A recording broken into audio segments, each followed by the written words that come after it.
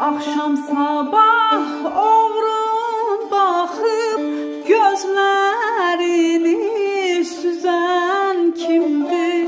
Sar gelin. Akşam sabah oğrun bakıp gözlerini süzen kimdi? Sar gelin. Gece gündüz oda yakıp bağrımıza köz düzen kimdi? Neynim aman aman, neynim aman aman, sar gelin. Gece gündüz oda yakıp bağrımıza köz düzen kimdi? Neynim aman aman, neynim aman aman, sar gelin, sar gelin.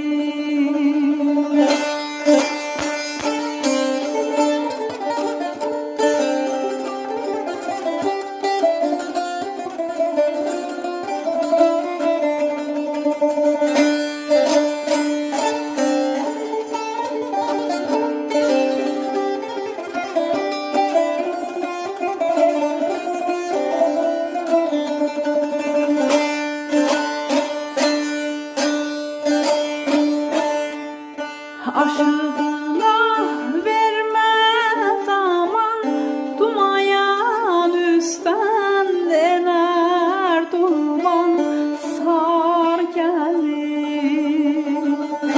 Aşığına vermez aman, dumayan üstten ener duman, sar gelin. Daha nesi çoktur yaman, barışmamış küsen kimdi? Neynim aman aman, neynim aman aman, sar gelin.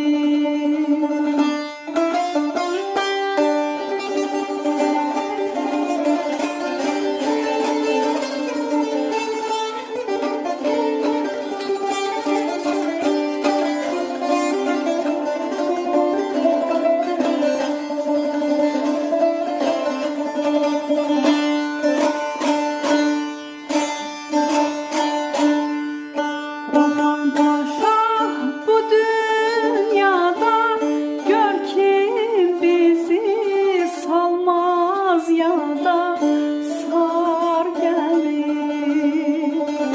Orhan Paşa bu dünyada, gör kim bizi salmaz yada, sar gelin.